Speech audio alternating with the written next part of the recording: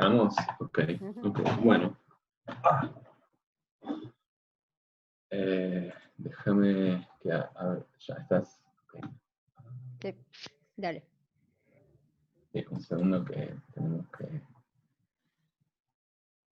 Ah, ok, perdón. Tengo que volver hacia atrás con mi compartir pantalla porque... Ok, ahí se ve esto, ¿no? Eso porque querías que en la filmación saliéramos todos. Lo hizo a propósito, Pedro. No, lo saco, está bien. Ahí está.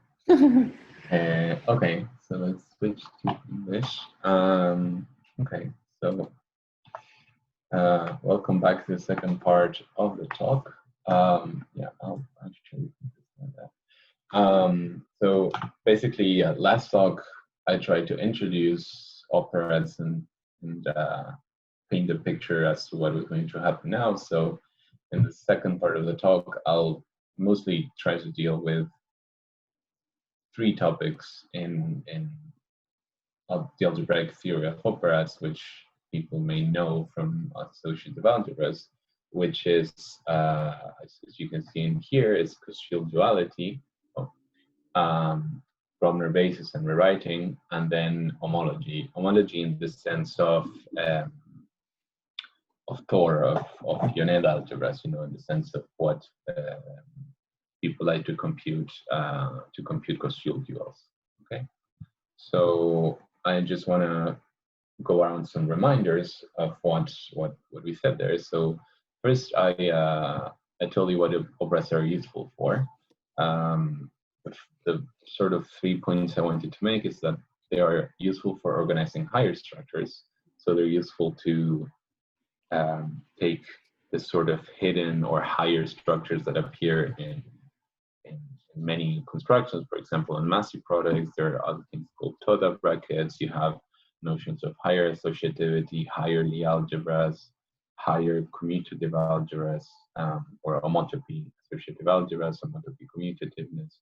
And operads organize this. So they tell you exactly how to organize this theory.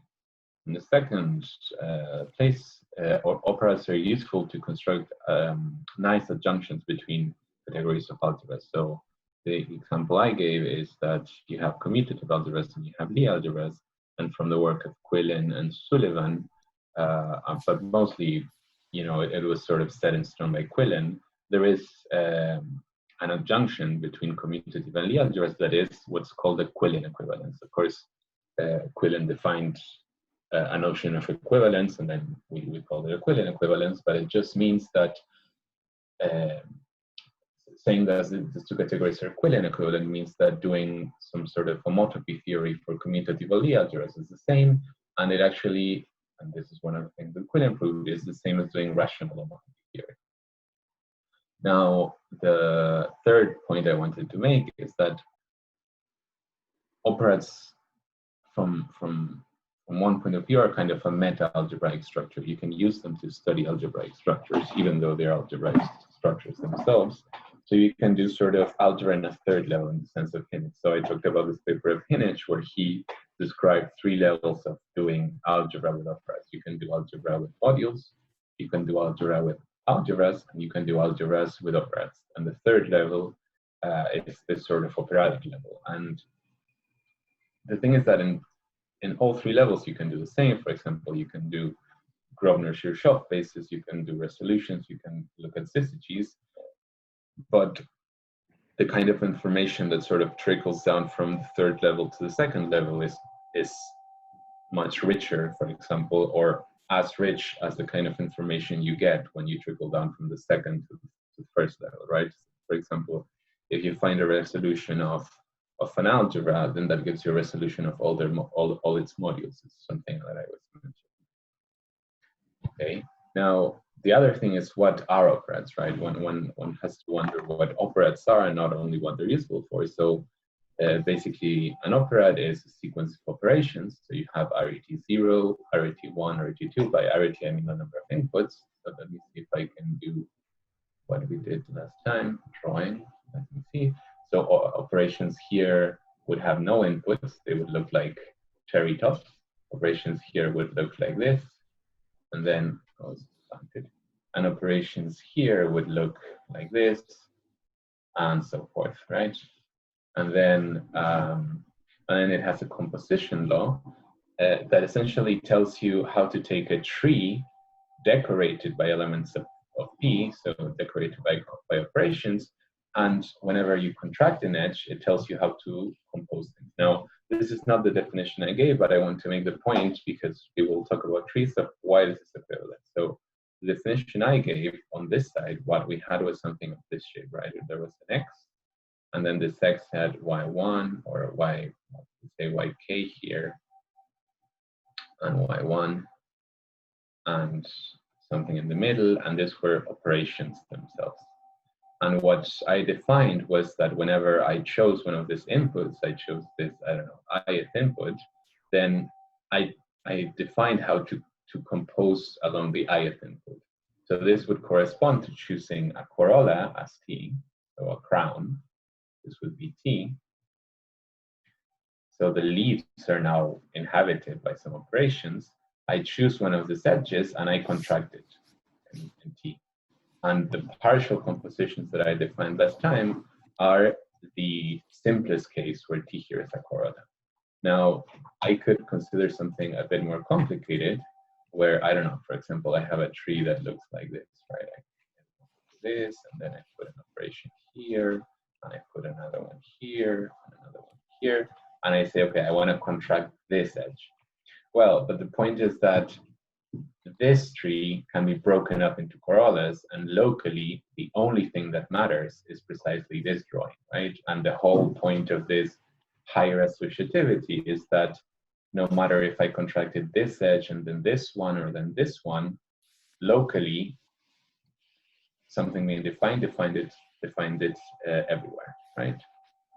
So, but in general, it's good to think of operads as being defined on trees. Right? Okay, now what happens in the symmetric case? Because here we're considering operations that have some arguments, but we're not allowing any kind of moving of the arguments, right? For example, if we study commutative algebras, how do we say that an operation here is commutative? We sort of can't. So that's why, we introduce symmetry. So we have non-symmetric operads and we have symmetric operads. And sorry, this is wrong.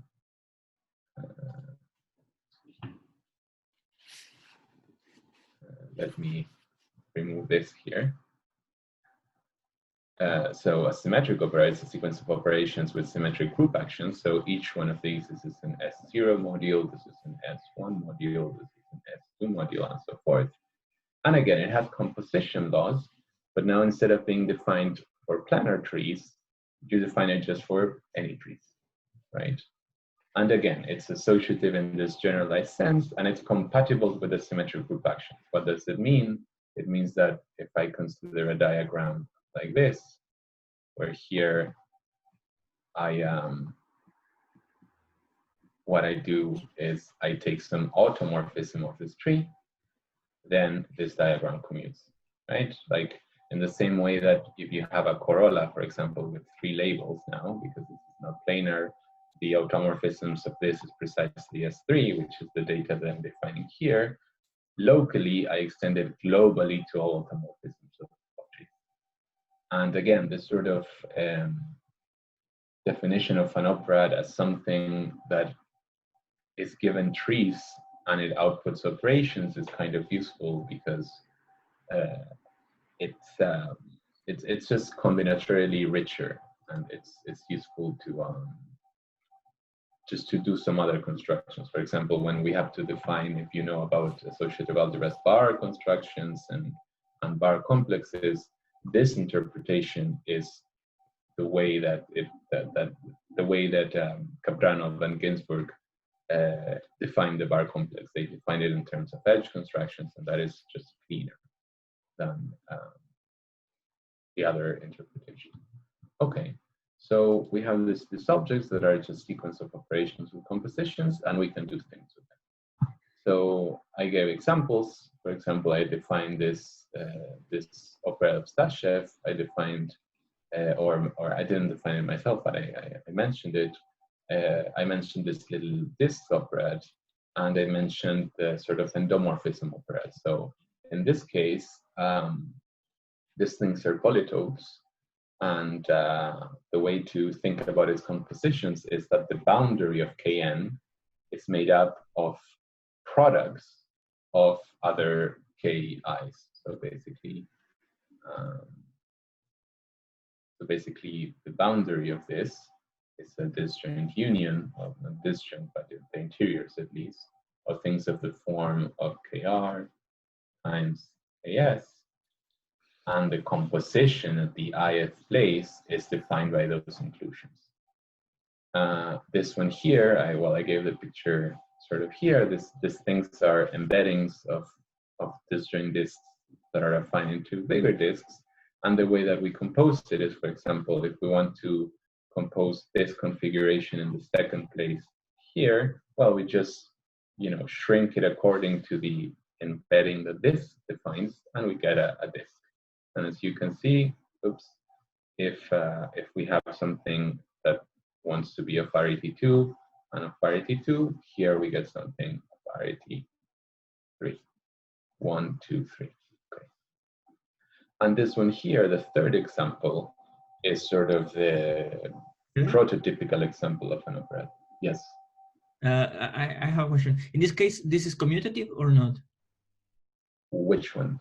The second, yeah. Because up to entropy is the same, right? Not really. You mean this? So basically, you can think of this. This here is a particular point, right? This is a point in a topological space, and it defines an operation, which I can define like this, right? I think what you're saying is that if I consider any other configuration, for example, this configuration, there is a path from here to there, right? Right. So yeah, this operation, and in fact the homology of this operad of D2 defines the operad of Gerstenauer algebra. So the class of this configuration, which is it's a point, so it defines something in H0, it defines a commutative product. Yeah, if you make these things orbit, you will get the Lie bracket of the Gerstenauer operad. And this is the endomorphism operad of a topological space, or of any thing that has a notion of maps and products, gives you sort of the prototypical example of an operad. It is something that in each degree has operations of n inputs and one output that act on something, right? Then these are some geometric examples, but we want to sort of shift to the algebraic. So I gave you the examples of the three graces of the day. So we have the associative operads, which essentially in operation n, it has n factorial operations corresponding to the n factorial ways of taking a product of n variables, right? Then you have the commutative operand. So this thing here would be an associative but non-commutative product, and then you have the commutative operand, which has essentially one operation, because of course in a commutative algebra there's only one way of taking a product of n things. And then we have the Lie operads, and here I just went for a shorter definition. This here is a representation of cyclic group with respect to some root of unity. And if you just extend it to Sn, you get the representation that defines Lie. But one way to think about it is that you can take an iterated bracket like this. And the point is that you fix the first argument, and the n-1 factorial arguments that remain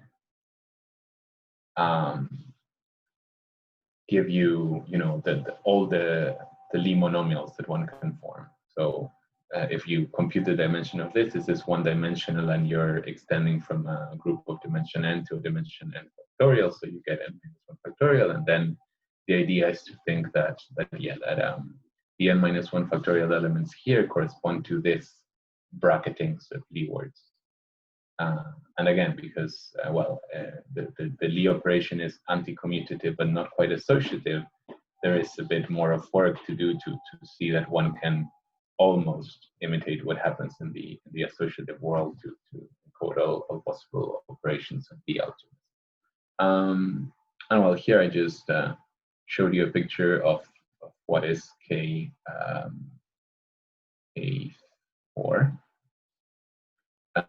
That was in the definition of the Stashev operad. We'll see later that this will appear again and again and again when we do other things with it. Okay.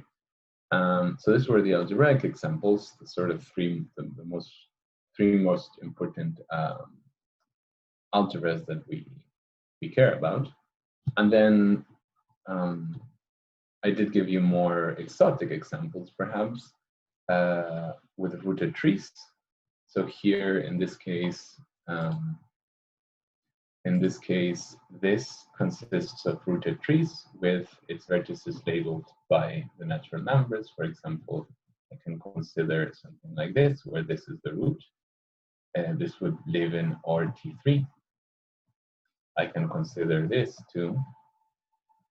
This also lives in RT3. I can consider this. This lives in RT2. And one of the things that I told you is that this thing here corresponds to an operation because the root is marking the gravity. This is not the same as to 1. So this is an operation that is not symmetric, but it has quite a funny property that its associator is this, well, not this tree, but this tree here. So if you take the associator of this operation, you get this tree, and this tree is symmetric in 2 and 3, right? If you act and switch 2 and 3, you get the same. And these are what they're called Preddy algebras. They were defined by Gerstenhaber, and they are used all the time in, for example, the formation theory. Now, the other example that I gave you that perhaps I probably will be able to talk about today is that whenever you have a monoid, you can create an operad. So this is kind of the cheap way of producing from something that is a simple algebraic structure an operad. So I like to think of elements here just as a corolla with decorated by elements of M. So you have M1, M2, M3. And if you want to take compositions, for example, if I want to input, I don't know, A, B here, what I'll just do is I'll slide M2 in here to M2, M3, M2, M3, and I'll get sort of this corolla. You see M1, M2. So just using the product of M and the fact that the product of M is associative, you can produce a richer structure that actually contains M, right? If you put n equal to 1 here, so if you forget about this, you have a copy of M inside this operand. And perhaps this is something I should have said last time, but if an operad is 0 everywhere except in RT1, you get an algebra, right? If you just stack things up like this, you're just looking at monomials. So everything that I say here applies to algebras equally well, associative algebra. Okay, and now just to give you another example where this thing is infinite, one can consider this thing called the braces operad, which people that work with Koszul homology and cohomology may know of. So I will define a brace tree to be a rooted tree as before, where some of the vertices, at least n in fact, are labeled by n. So for example, I can take this tree here and I can label it by 1, 2, or 2, 1, or I can take, for example, I don't know, this tree and I can put 1, 2, 1, 3. And then I can put something more, and some vertices, well, they are not labeled and I draw them in black. vertices I labeled, and I draw them in with the appropriate label. So this here would be another example that lives in BR3. And as you can see, because one can put arbitrarily many black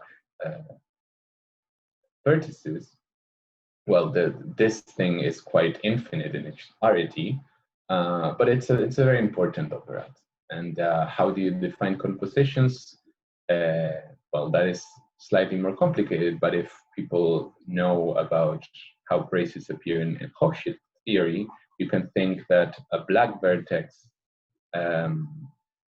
with I don't know, let's say if it has 3 inputs, it corresponds to an M3 product in an infinity algebra, and any input that has 1, 2, and 3 corresponds to inserting some Koszul chain with the appropriate input. So, for example, this operation here would correspond to M3 composed with F1 that has 2 variables, composed with G, or let's say F2 that has 1 variable, to which we put M3 again with 3 variables.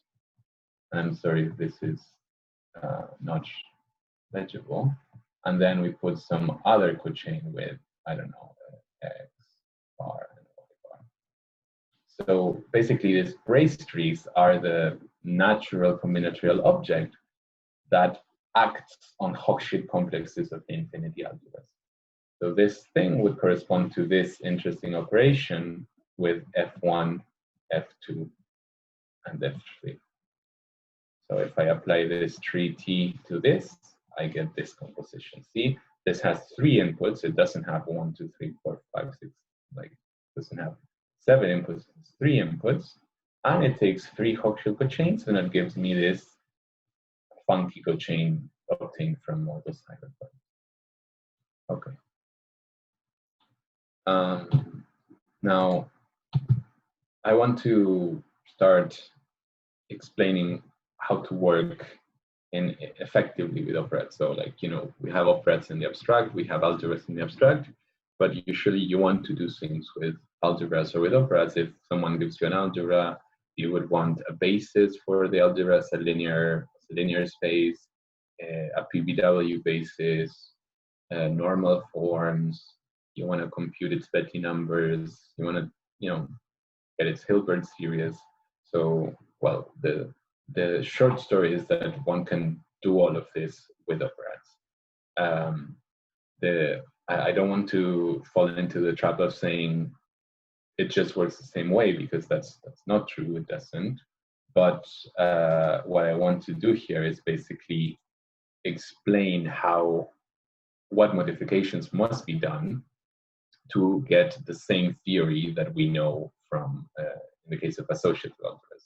So the first thing is that, well, in the case of algebras, we have monomials, and monomials organize associative algebras. Well, now in the case of operads, we have 3 monomials.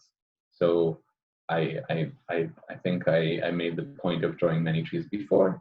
So from now on, I'll think of trees as rooted, meaning that there is kind of some gravity pulling down on trees. So if I draw this, you know, this is the tree that has a root here. It has an internal vertex and it has 3 leaves. And of course, you know, this tree, if I look at it from this perspective, you know, it will give me what tree? Let me see. It will give me this tree. If I'm not mistaken, it will give me this tree. So this is a different tree, even though, you know, the 2 trees underlying this are abstractly isomorphic. These are different rooted trees, and of course, I want to consider them different. Okay, and so let me tell you what are monomials in the case of operads, right? So in the case of algebras, basically what we do is we take a vector space and we take the free algebra on that vector space. So this is like our alphabet, and this is essentially the free monoid, well, algebra, free monoid on that alphabet. or perhaps I have to say the free linear monoid, right? Oh, this is not drawing. I think next screen ends there. Free monoid on B. So I want to do the same with operads. I want to start with some alphabet, which as I explained last time, will be a symmetric sequence or a non-symmetric sequence of operations. And I want to define what elements of the free object look like. So as I define here, what a non-symmetric tree monomial on some alphabet is a planar tree with each of its internal wedges decorated by an element of xd with the correct arity. So for example, let's look at an example. Let's look at the case that we have two operations of arity 0, meaning elements, one operation of arity 1, and two operations of arity 2. So as you can see, B has two inputs, C has two inputs, Y and X are cherry tops, they have no inputs, and A has one input, so that is there. And these are examples of tree monomials, right? For example, this is a tree monomial that has arity 3 in tree of X. This is a tree monomial that has arity 3. This is a tree monomial that has arity 1 because we sort of clocked it or stopped it with these two cherry tops. And similarly, this one here is a tree monomial that has arity 2. Now, yeah. So here, this is just a screenshot from Vladimir's book with Moore and Gröbner. He's talking about weight.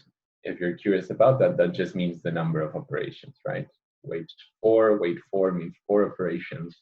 Weight 2 and weight 2 means 2 operations in there. So in the same way that we assign a weight to monomials according to the number of variables they have, we assign a weight to a tree monomial according to how many operations they are made. Okay. Now, so now that we have a notion of I take an alphabet and I define monomials, I can more or less define the free operad. The free operad is just the linear span of all possible monomials and their linear combinations, right?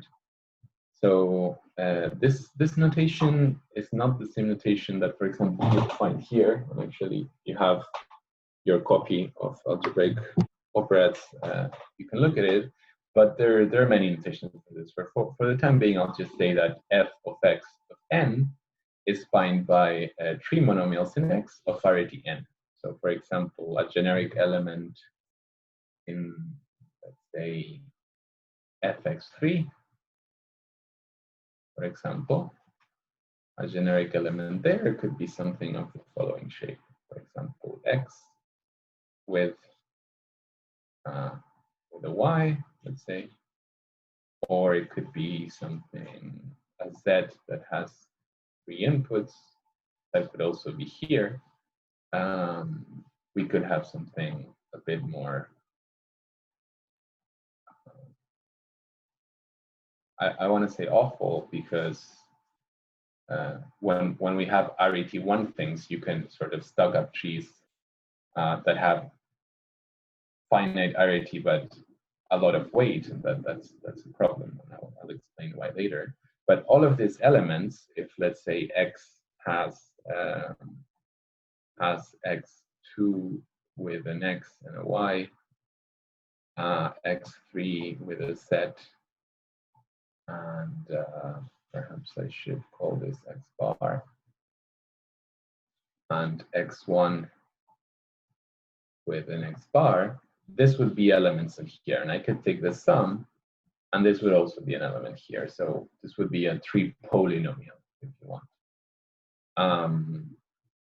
And perhaps one interesting thing to note is that, for example, with a single operation, which in the case of algebras, one would create x squared, x cubed, one can create much more complicated things, right? For example, I can take sort of 2 different ways to create x squared. I can do this, and I can do this. And these are 2 definitely different ways of creating something that looks like x squared. I'll try to come back to this later when we do rewriting, right? Because if you're someone that knows about rewriting, you know that, for example, if I look at the relation x cubed, then one has to do something to resolve it. One has to do something to analyze it, and it has to do with two occurrences of x squared in it. But now, even in the simplest case where we have, let's say, a binary operation and two different ways of writing x squared, this means that an x cubed thing in an operad will be much more complicated. In fact, if you think about it, there are 5 ways of stacking this up into an array of 3 elements.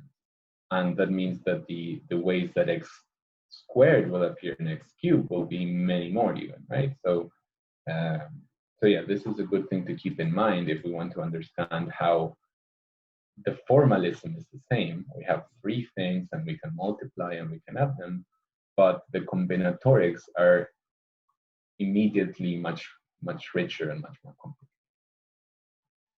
Okay, so let me, no, that's not how you, okay. So let me move on to examples, hopefully, yes. So here, let's just look at examples. If we have T1, which is just a B, and T2, which is just B and B, let's say, we can compose it in 5 different ways. And these are, in fact, 5 different ways I was alluding to in the last slide. We have 5 different ways of producing a cube with this element, right?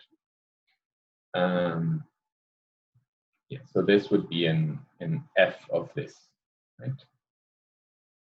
Now, as soon as we have a notion of free object, or free operad, free algebra, free module, free vector space, we can define presentations, right?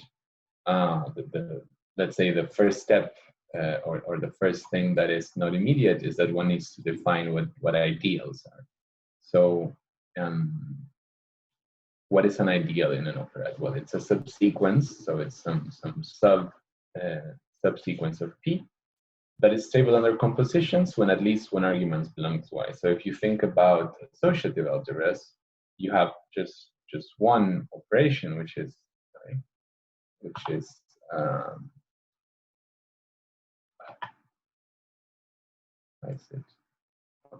You have just one operation, which is A times B, and an ideal is just something that whenever either this or this belongs to the ideal, the product belongs to the ideal. Well, for operads, I think I introduced this notation before. We have something that looks like this. Basically, it tells you how to put n operations into one operation, and something being an ideal means that whenever one of these is in I, then the input is also in I. So that's just the notion of ideal, and it just, you know, is something close under divisibility. Whenever you have a factor in I, the whole thing. And then once we have that notion, we can just define a presentation of an operad as just a quotient of the free operad by the ideal of relations. Now, again, like here, the formalism is the same, but in the same way that this object is more complicated even for simple x, this object is also more complicated for simple relations. Well, we'll see that later. So I'll try to give examples of how even when you have a one relation generating an operad, you have already a bit more richer combinatorics. Okay, so let me give an example, and perhaps go into quadratic things, which we all like, hopefully. So what does it mean for an operad to be quadratic, for example, like we do for algebra as well? It just means that the sequence of relations comes from things that have 2 operations. So here I want to make a distinction in the case of associative algebras. Saying that an algebra is quadratic is saying that the relations or come or are picked up from V tensor 2, right? So it means that, I don't know, there, for example, x squared plus zy. Now, for operads, operations itself can be thought of as having variables. But you, for example, let's say we have a single operation that is cubic. It has 3 inputs. If I compose it with itself 2 times, this would give me an element here. That's great. This is quadratic. It has 2 operations. However, it has 5 inputs, right?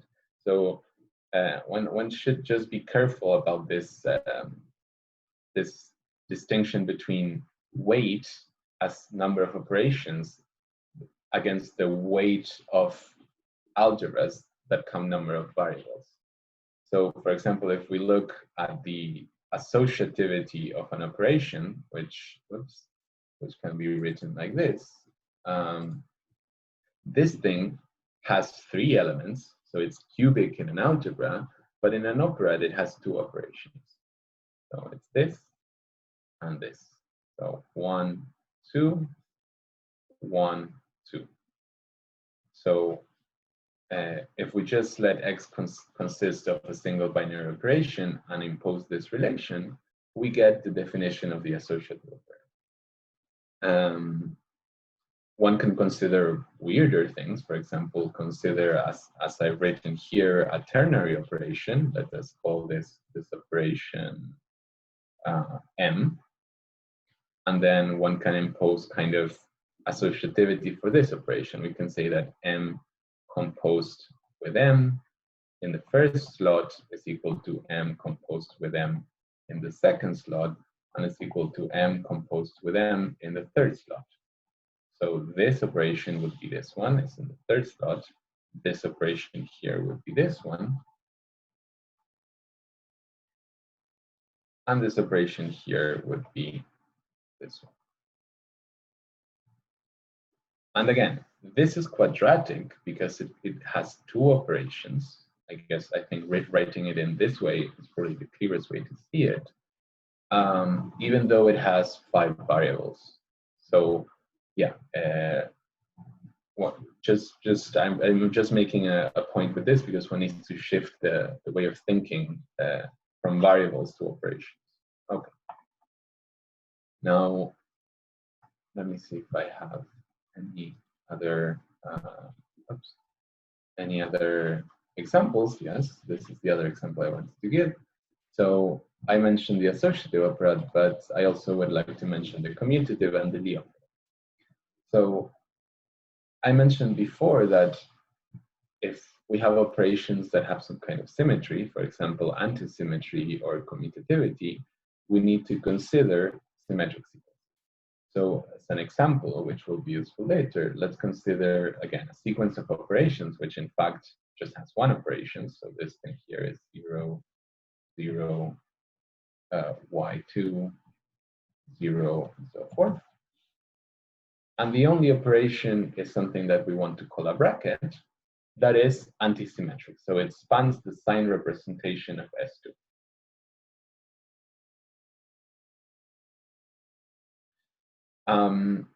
So this at least gives you an antisymmetric operation. So if we consider this free operad, this just controls any vector space with an antisymmetric operation.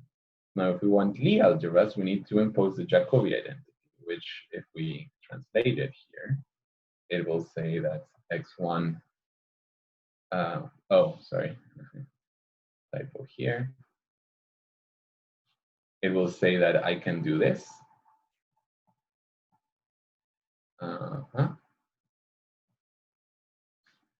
And then I can shift this cyclically, right? I can do x3, x1, x2, plus x2, x3, x1, and this should be 0. Now, again, you can see that here you have, oh, this is 2. It's the same, but here you have 2 operations, so this is quadratic. In the sense of operads, even though this has 3 variables. So again, I'm just trying to avoid any confusion between quadraticity and algebras versus operads. Okay, and again, in the same way that one can present the associative operad by taking a free operad and quotienting by associativity, sorry, you can do the same for the Lie operad. Now, what changes? In the case of the associative operad, I took a free operad in the non-symmetric case. So I considered planar trees, no symmetric group actions, everything was nice. In this case, I need to define the free symmetric operad. And if you were paying attention to what I did before with planar trees versus trees, well, you sort of do the same. You define tree monomials without asking for planarity. You have to define how symmetric groups act on trees through shuffling the labels in the leaves and so forth. And this ideal that is generated by J, well, it has to be closed under operations and under the symmetric group actions. So sort of this object becomes larger, but this quotient also becomes larger. And again, it's a bit more difficult to keep track of all the relations that follow from a single relation, because one has to consider symmetric group actions, and so there's even more combinatorics to everything. Okay. Okay. Now, in the case of associative algebras, one of the sort of fruitful theories that is closely related to presentations and rewriting is the theory of Koszul duality, right? And something I mentioned before is that, well, Preedy defined his Koszul resolutions and explained how to, from a very homological point of view, produce resolutions of things, and how to check that they are resolutions with more sort of hands-on things, with PVW bases, with Gröbner bases, and things of the sort. So one can try to do the same for operads. And again, there's a part that is the same, and there is a part that is more delicate. So basically, the same thing that happens as before is that we can consider quadratic operads. I think this is here. We can sort of think of having some operations, which in general are binary. So in general, X is just some binary operations. And inside this vector space of weight two things where relations live, we need to pin down what things look like, right? Because for associative algebras, this thing was just products of things. But what happens if we allow, for example, symmetries? Well, then not only we can compose things, for example, and let me make a drawing here. Not only we can, for example, take an operation mu and input some nu here in the second leaf, but also all the labels here, we can shuffle them. So we can put 1, 2, 3. We can also do the following. We can put mu here and this here. And in this case, we can do mu, and then we can do nu. 1, 2, 3. And there are more options, right? I could have put, for example, 3, 2, 1, or 3, 1, 2. Now, the point is that because, and this is something that should always be in our minds when doing symmetric things, because relations that are, for example, 1, 2, 3, and 2, 1, 3 are the same, just differ by this symmetric group actions. Well, I can just keep one of them.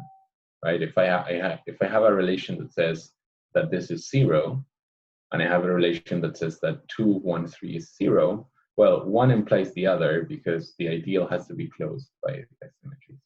So the idea to study this space is to take just representatives of this S reaction. Once you have this, you sort of have a description of this in the same way that this is just monomials.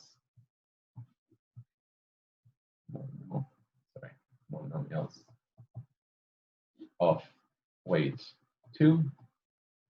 This thing here, let me put the description here, is essentially any operation of this shape plus it translates with permutations. So for example, of course, I can take this, and I can take 2, 1, 3, or I can take 3, 1, 2.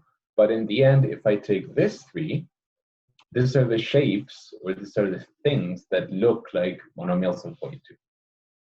So once we know what this space of possible quadratic relations is, we need to define a pairing. So we want to say how to pair, for example, a monomial that looks like this with a monomial that looks like that. And again, in the case of algebra, the answer is take the orthogonal pairing. Just consider them as the basis, that's orthogonal, and just extend the pairing to any sum. But again, there's a catch that we have symmetric group actions. So what one does is one defines this this pairing sort of without symmetric group actions, and then asks that there is some sign appearing. So basically, if you do sigma mu and sigma, sorry, not mu, let me call it bar, and sigma tau, this has to be equivariant with respect to the sign. It has to be -1. Now the explanation for this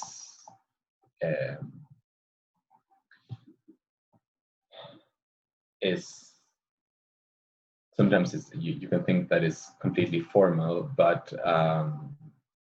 it has to do with the fact that we're modeling operations. So if I flip, for example, x1 and x3, and I'm considering this as a relation, I should sort of pay attention to the sign that should arise from that flipping, and the way to do it is with this.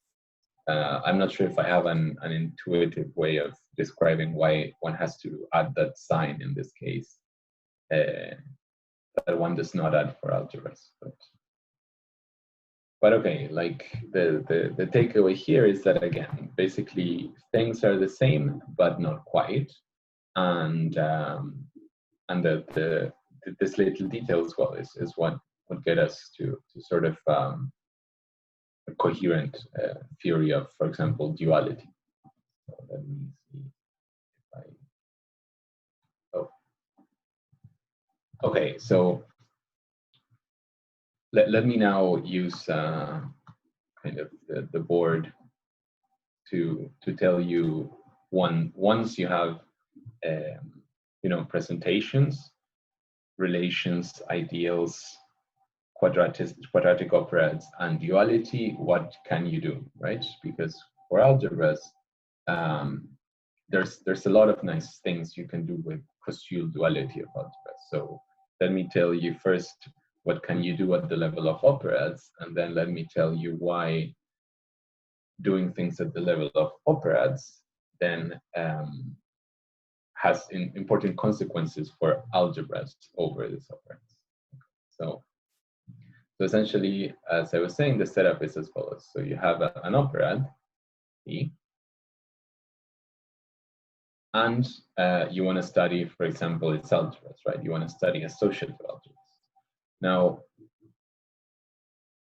we have a Koszul dual operad. This operad, everything is quadratic, right? Operad, and as in the case of algebras, you consider a dual quadratic operad. Now, in the case of algebras, one can define what it means for an algebra to be Koszul, and I guess it depends on who you're talking with, but there are many definitions. For example, one definition is that one takes a complex, and here I'll explain this later, but when one takes a complex, which in the case of algebras has a tensor product, and that has to be a cyclic. That is one definition of Koszul duality, of an algebra being Koszul. Well, in the case of operads, you can do the same. You can take a composition. Here, the tensor product is replaced by the composition product that I defined before. And if this complex is a cyclic, then this operad is said to be Koszul. In the same cases as associative algebras, this complex being a cyclic has consequences. For example, it has the consequence that I can evaluate it on an algebra, right? If I have an algebra over P, I can consider this, which is a symmetric sequence. And as before we saw, symmetric sequences are in the functors, I can evaluate it. Now, because this complex was a cyclic, this complex is sort of naturally isomorphic to the identity, and a resolution at the level of operads gives a resolution at the level of algebras. That is, for example, one of the ways that one sort of trickles down from the third level here to the second level here for algebras, for P algebras. There are other ways to define Koszulness. Now, in the case of associative algebras, the tensor product is symmetric, right? So I can put A or here or there, and those two complexes are more or less the same. In the case of operads, there's this interesting thing that this thing here is not symmetric, but this other complex can also be, you can also ask if this complex to be a cyclic, and it turns out that one is a cyclic if and only if the other complex is a cyclic. So that's sort of a second way of thinking of Koszul duality. A third condition, and this is perhaps the more homological one, is that as with algebras, one can do a bar construction. One can look at a Koszul dual inside here, and one asks that this is a quasi-isomorphism. So one asks that the bar construction that sort of gives Thor is diagonal, or is diagonal.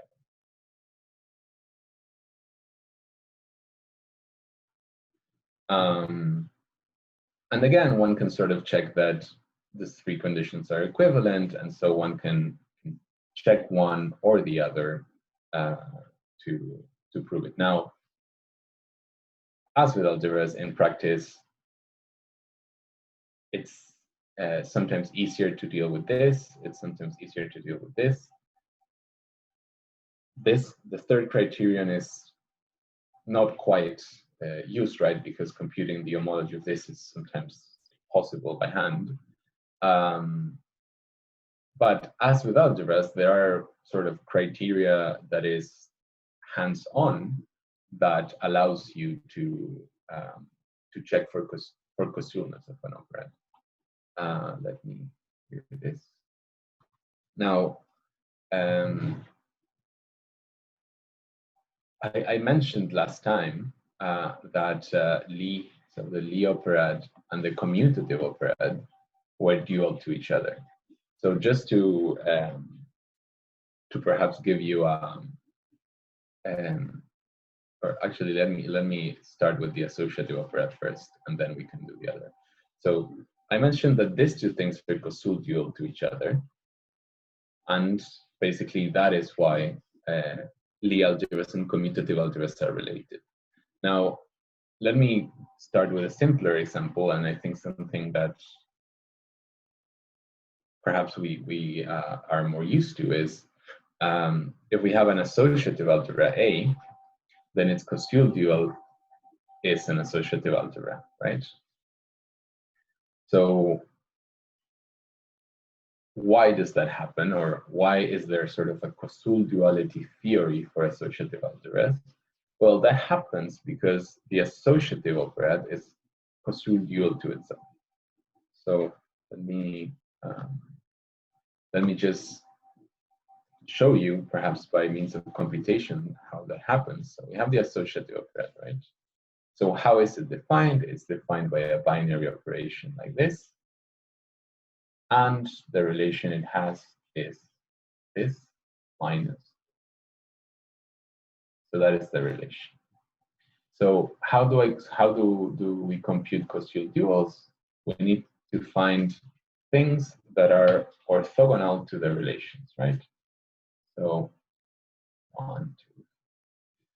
So let's take this relation. Let's take this as our x, and let us look at t or f, perhaps, of 2. What is the dimension of this? Well, it has essentially the 3 possible compositions that I talked about, like this, 1, 2, 3, and this one, plus its translates. So this is 1, 2, 3. Oops. This is 1, 3, 2, and this is 1, 2, 3. And we also have, for example, 2, 1, 3. We also have 2, 3, 1. And what other translate will I get? Well, this is S3 over S2. So I should get 3 translates, 3 translates, and 3 translates. So we will get 9 in total.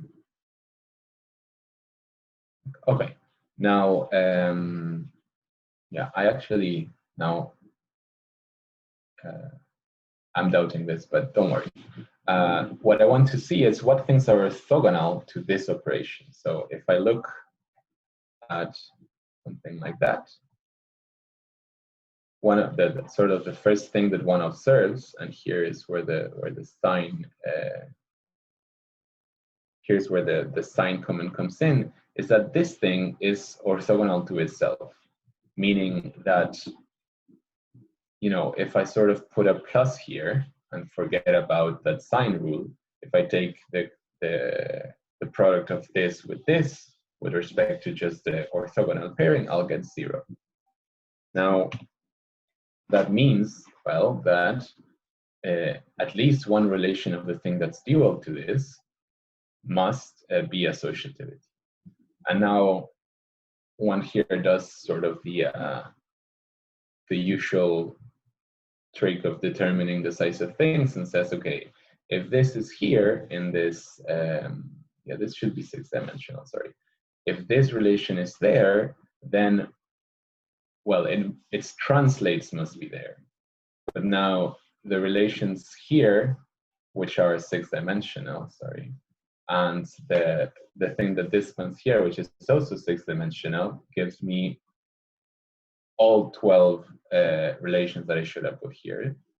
And so that means more or less that OR and OR dual have the same size. And so that, well, if this is generating something of dimension 6, its dual is generating something of dimension 6, and then its dual has to be, well, the sort of the same relation. Now, I apologize if this sort of argument is a bit unclear. I think that perhaps it's clearer if you computed this sort of duals and use arguments of this shape to conclude something about this. But the conclusion is that the dual of the associative operad is the associative operad. Now let me clear this. So the sort of the conclusion of this argument that I made, and again, apologies if it was completely not understandable, is that the associative operad is related to itself by Koszul duality. And if we sort of, again, let that trickle down to the case of associative algebras, that tells you that whenever you have a quadratic associative algebra, it has a dual that is, again, an associative algebra. And just to give you an example, the fact that we have even, let's say, a Koszul duality theory for associative algebras comes from the fact that the associative algebra is Koszul. So perhaps I can write that down. If P is Koszul as an operad, then there is a duality theory in P algebras. Now, it will usually not happen that things are self-dual, so essentially this will land from some operad B to its dual, and it will create a nice coherent sort of theory of Koszul duality between two types of algebras. And the example that we had before between the commutative and the Lie operad is such an example. So in that case, and perhaps I want to mention this quickly because I want to move on to the other part, is the following. Sorry, Pedro, just one question. When you say that you have an algebra and then you have its dual, how do you get the dual in general? I mean, I give you an algebra. What do you mean by A shriek? Yeah, that's a good question. So in general, I mean, the short answer is as follows. So you have A, this is a P algebra, right? And now whenever you have a Koszul operad that is a quadratic operad that is Koszul, you can form this in the functor, usually either P shriek or anti-shriek, but let's say P shriek. And with this thing, you can form the equivalent of the bar construction. You can form something that looks like this. And the dual will be the homology of this in the diagonal. Like this will be a dual. So in this case, what do? You take the free coalgebra on A. This is B of A, and you take the homology on the diagonal. This, by almost by definition, you can check that this is the dual coalgebra to the associative algebra. Because in truth, Koszul duality is a duality between algebras and coalgebras, but it's okay, you can dualize. In the case of operads, it's the same. Whenever you have a P algebra, you have a notion of B of P of A. And then the diagonal homology of this is the dual. But you can be even more precise, like this is quadratic, so it has a presentation of the form P of B over OR. And just as before, you can define P of B dual, and you can define what it means to have a dual set of relations. Like the formalism is the same. You have a free algebra represented by quadratic things. You take the dual, you have a pairing between relations, and you take this, and either definitions are the same. Like, I mean, that if you compute this explicitly, you will get this. So I think like one of the problems, at least, or one of the things one needs to take care when explaining this is that everything is so similar that you forget the intricacies of defining them in the first place, right? Like the formalism that creates Koszul duality for associative algebras is exactly the same for any operad. The thing is that to understand that, one needs to go through the intricacies that allows one to define the Koszul duality in the generality that it holds. But once you do that and you sort of climb that mountain, it's the same. The thing is that it's dangerous to say it's the same, right? Because you're just kind of ignoring your problem to begin with.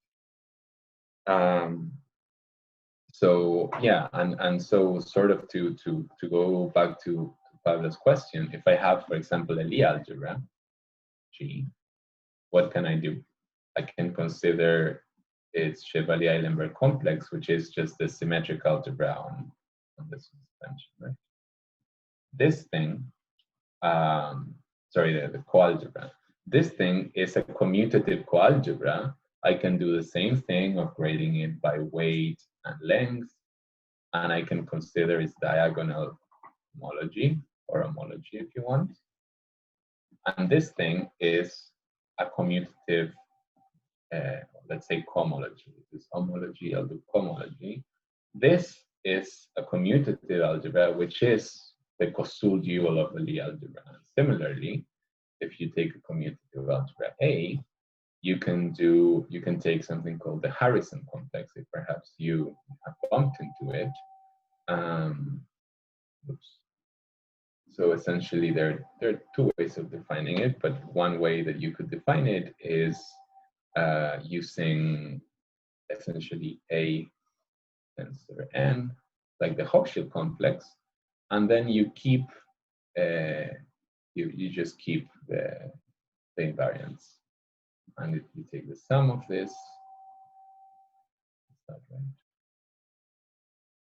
No, you take shuffles. Sorry, you take invariant. You take the shuffles, yeah. And then you take sorry. idea. Precisely. You kill all the shuffles in here, and this is something called the Harrison complex of A. And then, well, because you're killing shuffles, and because, well, Lie algebras are related to shuffles, you can show that this is a Lie algebra, and again, you can take sort of the diagonal of this, and this will give you a Lie algebra. I don't know, let me call it L of A, which will be the Koszul dual of the commutative algebra. And these objects are things, you know, if you do homology of Lie algebras, you know it. If you do homology of commutative algebras, you know it. So, yeah, these are just things that appear naturally, and the reason they appear is because these two things are related by Koszul duality. Now I see that the time has gone by quite quickly, so I would like to go back to the rewriting part, perhaps. So, but yeah, but like the takeaway here, perhaps, and is that Koszul duality is completely developed for operads. For symmetric operads, it's developed for even more complicated objects, and it will give you resolution. For example, the Koszul resolution comes from this Koszul duality, the Koszul duality for algebras, and many results. For example, the description of the category of DGD algebras up to homotopy can be given explicitly with Koszul duality. So the sort of Koszul duality in a third level, as opposed to a level of algebras, controls results at the level of algebras in a very, very neat way. But yeah, I don't have much time to go into details, so let's try to move on. I have a question. I have a question before you go back. You know that if you have a smooth algebra, the Harrison homology is 0. And then how do you recognize what happens with the Koszul dual, the Lie algebra that is the Koszul dual?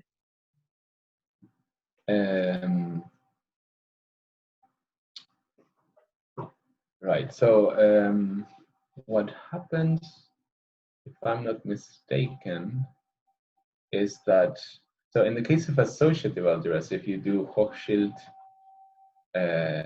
homology or homology of A, it is isomorphic to its dual, right?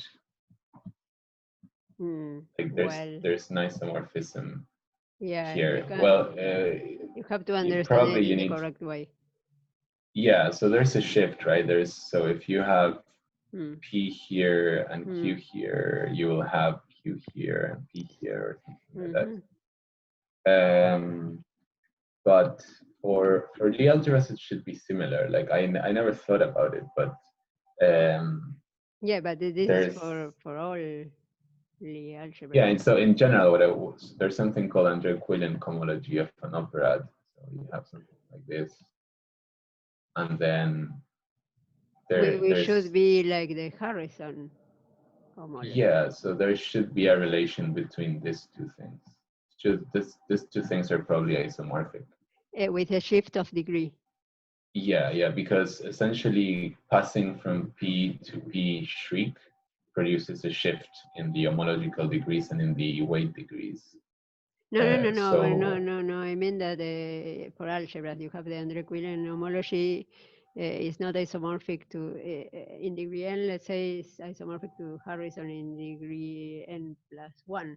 So I suppose here it's. Oh, right. Yeah. So this would actually be, there's an n here, there's an n-1 here. Yeah. But no, what I'm saying is that there should be an isomorphism like this. So this sort of smoothness should be self-dual, or at least if it's not self-dual, it's almost in the sense that it's up to a shift. You just need to shift or exchange some indices. Okay, thank you. Yeah. Now that I have asked questions, I must remind you that you have been talking for a long time. We get tired with some, but okay. So I'll just try to be quick. Can we do 15 more minutes? Yeah, sure, but not more. Oh, okay. So here's where I want to talk about sort of the rewriting and Gröbner-Kirchhoff basis, and perhaps try to get to homology. So basically, if you want to do rewriting with some algebraic object, you need sort of a toolkit, right? You need monomials and polynomials, you need rewriting rules, you need leading terms, you need division and overlappings, you need a long division algorithm, and then normal forms, Gröbner basis, and Buchberger algorithms, basically. Like if you've ever done rewriting, you know that this is sort of your, as the Americans say, your bread and butter to do rewriting theory. So let me explain more or less how you can extend this to operads. Now, of course, we already know what trinomials and polynomials are. So what does it mean to order these things, right? Because in general, well, monomials, we can order them lexicographically, or we have a question.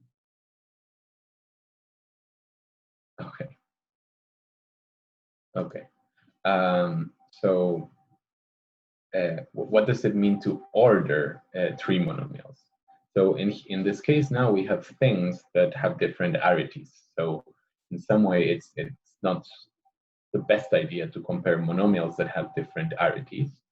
So what we will do is we will order each arity. So we will order the things of arity 1, of arity 2, of arity 3, in such a way that whenever we compose things, we have an increasing operation. Let me quickly make a drawing here. If you have f in arity n and f in arity m, it will map to f in arity m plus n minus 1.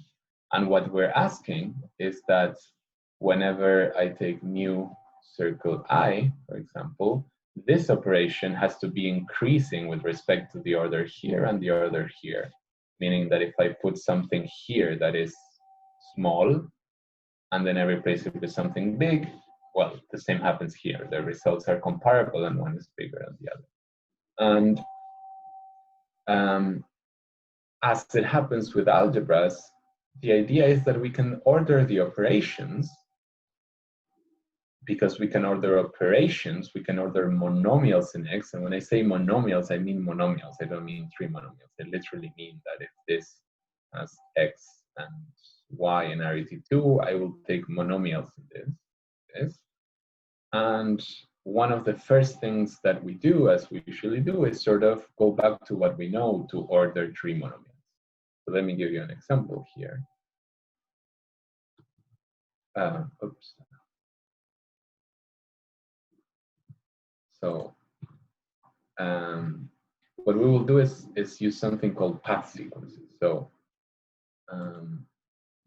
let's say that we have a tree like this, for example, A, and A, like this. Then I want to store this tree using monomials. And there's this I think were defined by Eric Hofbeck. The smart way to do it is as follows. I will read this from top to bottom with all of its leaves. For example, A, that's the first thing I will get. If I go to this leaf, I will get also A. And if I go to this leaf, I will get A. So I'm just following the leaves from to the root, and I'm just recording what I see. And one of the features that this combinatorial procedure has is that it's injective, meaning that if I take two trees and they have the same sequence to the right, then they are the same tree. And how I can see it, for example, how do I recover this tree from this path sequence? Well, I see here that there's A, and A. So that means that if I can remove this A and start with an A at the root, essentially actually I should have removed this one as it was, but the repeating element has to be the element in the root because we always go through it. And now what remains is just this sequence.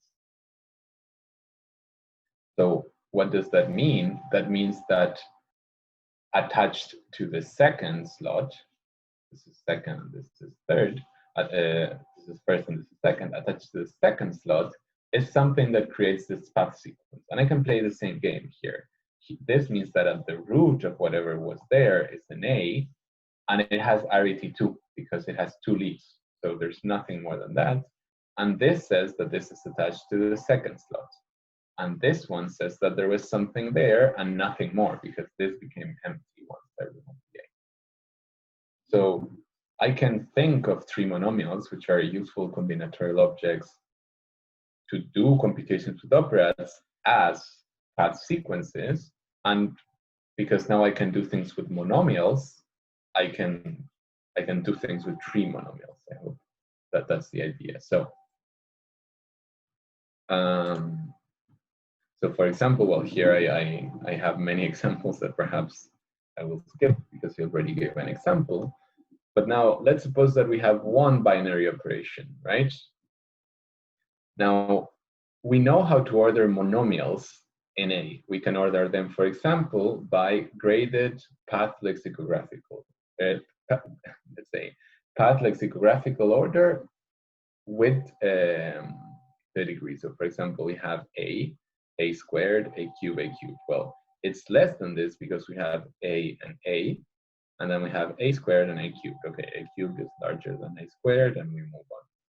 This one here, which corresponds to this one here, right? A squared is squared, A squared, A squared, and A squared is larger than this one because this one starts with A and this one with A squared.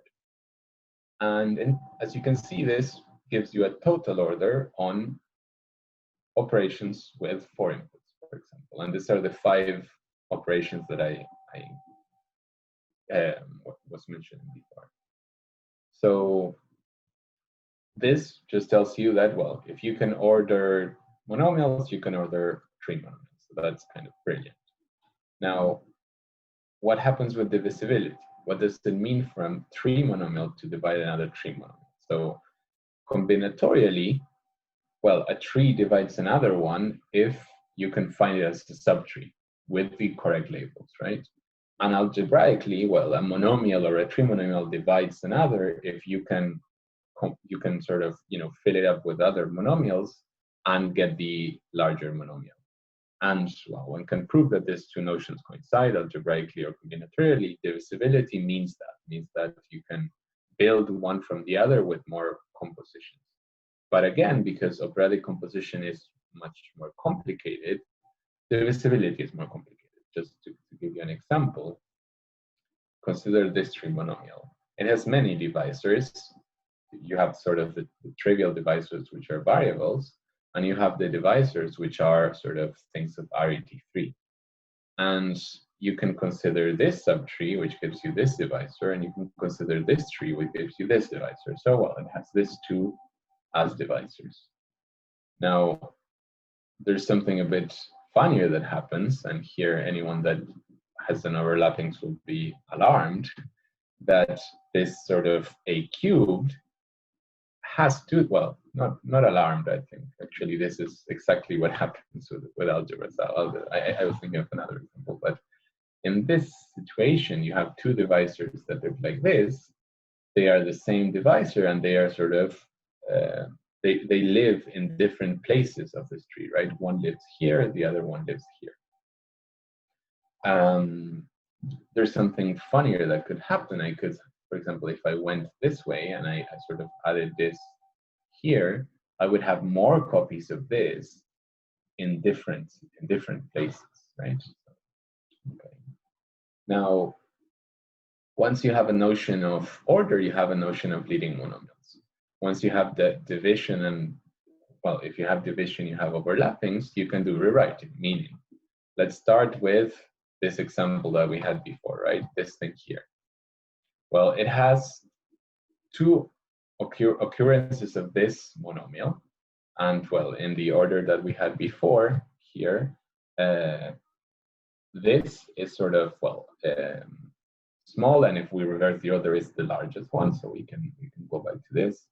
And what happens if we consider this, for example, in the associative operad, this thing here, we can flip it to the right to use the associativity relation and get this.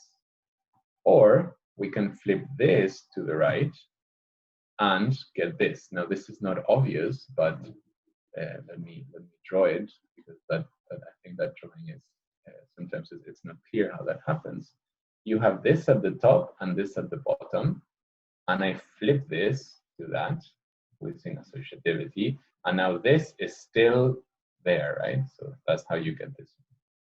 So here I flip at the top, I flip at the bottom, and I can repeat it again. Now flip at the bottom this one, I will get this, and flip this one here at the top, at the bottom, I get this, and I flip this at the top again, and I get that. And so here, I'm just giving you an example of how in the associative operad, if I take this relation, and I take the overlap of this with itself, for those that do rewriting, I take the overlap of this with itself here, this resolves, right? This resolves, and you get a nice, well, not a diamond, but something similar. And again, this sort of 5 trees seem to conspire all the time and appear time and time again. I'm giving all these examples. You can see that this has the shape of the SAHHAS associahedron of dimension 2. That's not a coincidence. Okay. So yeah, one has division overlappings, we can do rewriting. Now, the examples I gave had no symmetries, but what happens with symmetries? Because symmetries, again, they make the ideal of relations more complicated. So one of the things that you can check and that will happen is that sometimes it's impossible to work with presentations that take into account symmetries. So as an example, let's go back to this presentation I wrote of the Lie operad, where you take just a quadratic antisymmetric operation with the Jacobi identity, which is just taking this composition and shifting it cyclically.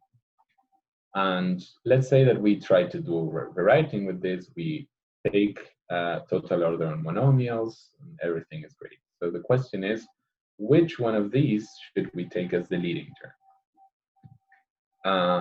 And the answer is that you can't. Why can't you choose the leading term? Because by the very way I wrote this, any 3 of this can be obtained from the others by translating it by the cycle.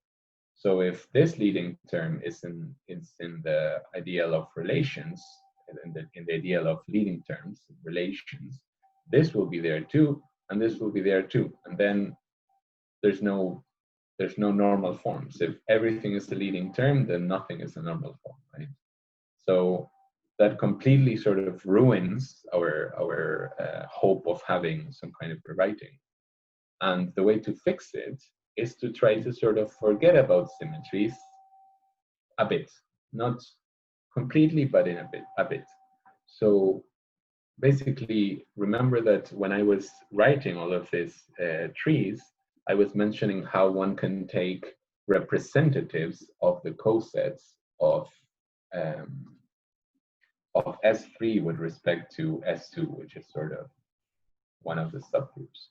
And this is what I'm doing here. So well, the thing that was sort of that Dotsenko and Khoroshkin realized was that one can consider sort of a weaker notion of symmetry, which sort of it is sort of noticing that, well, if I had a 3 to here, right, then because I have an S2 inside of S3, I can flip it. So I can put a 2, 3. And then what I will do is, for all intents and purposes, this element is the same as the other flipped, and any relation that follows from this will follow for this one, just because I took this representative. Similarly here, this thing here sort of was the one that said 3, 1, 2. But well, if I take the representative that has this ordered locally here, well, there's no harm in doing that. And the benefit of having ordered this kind of locally, you can see that in every leaf, this goes 1, 2, and 1, 3. This goes 2, 3, and 1, 3. This goes 1, 3, and 1, 2. So having an order locally in all of these leaves means that, well, now we can actually consider orders. And now this pathology that we had before, that sort of having too many symmetries ruined our choice of leading monomials, is gone here. So you have here, 3 minutes. 3 minutes, okay. I can actually take, for example, this as a leading term, and I can check that the diamond condition is satisfied. So okay, let me sort of wrap up then. Now, okay, so I think actually we're at the end.